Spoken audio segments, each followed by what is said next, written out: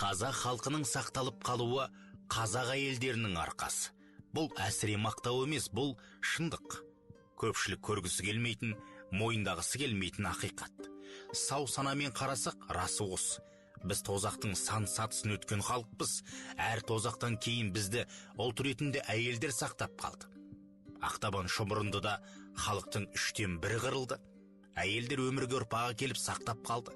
20 ғасырда біз құрып кетудің алдында болдық. Өткен ғасырға әлемдегі ең көп халық болып кіріп, ең аз халықтың бірі ретінде шықтық. Бірақ жойылмадық. Әйелдер біздің ұлтты құтқарып қалды. 1916 жылға ұлт азаттық соғыс, артынша келген төңкерістің қырғыны, 1919-1921 жылғы 1,5 миллион қазақ қырылған аштық, 1931-1933 жылғы 3 миллион қазақты қасақана қырғынға ұшыратқан геноцид, 1937-38-дегі ату, асу, 1941-45-тегі қазақты қатысы жоқ соғысқа айдап салу саясаты бізді ұлт ретінде мүлдем жойып жіберу тиіс еді. Миллион өліктер.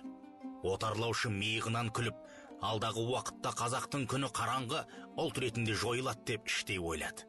1959 жылы қазақ өз жерінде 29% ғана болып қалды. Саудасы бітті деді коммунистік Мәскеу. Бітпеді. Саудамызды әйелдер бітірмеді, тағы құтқарды. Алтын құрсақ аналар 8-10 баладан өмірге келді. Жарты ғасырлық қырғынға қазақ аналарының жауабы осы еді.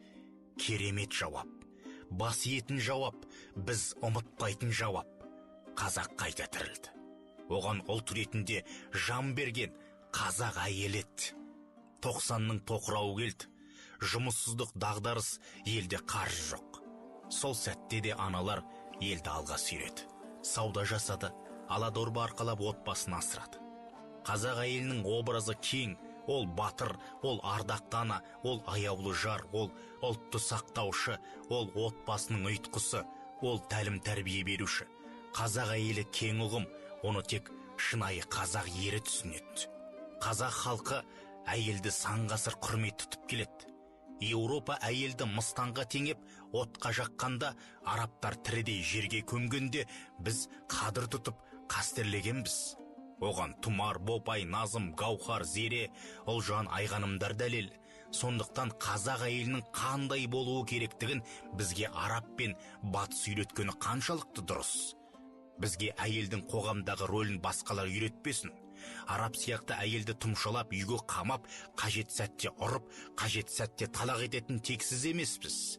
Әйелдің шынайы, нәзік табиғатын ұмыттырып, жалған идеологияны санасына сіңіріп, қартайған шағында құшағында немере емес, мысық құшақтап отыратын жолды да құп көру қателік.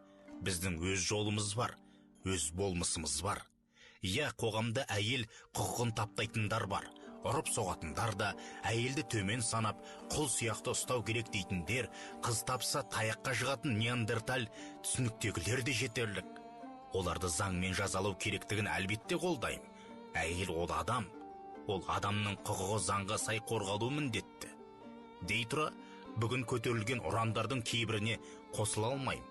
Олар ана болу міндет емес, өз жатырым, өз ережем деген сынды түсініксіз ұрандар. Бұл сонау сансыз тозақта қазақты аман алып қалған батыр аналардың ұстанымдарына қарсы лозунг сымақтар екен. Бұл біздің қоғам насихаттауға тиіс дүние емес. Аз ғана қазақ, аз ғана алаш баласы қазақ әйелі ана болудан бас тартса, қалай көбеймек? Қалай мына жерді сақтап қалмақ? Қазақтың жолы бұл емес. Қазақтың отбасы үлкен, баласы көп, ері де, әйелі де қызмет ететін, бір-бірін сыйлап түсінетін, бір-бірін құрметтейтін, сүйетін, білімге ұмтылатын бақыт ордасы болу тиіс. Қазақ әйелі ғажап жаратылыс иесі ғой. Қазақ әйелі тек бала туып, үйден шықпай отыратын таяу шығыстың бейбағы емес. Қазақ әйелі бала керек болса өзің тауып ал деп еріне аш қасқыр шатылатын да жан емес. Қазақ әйелі ол қазақ әйелі.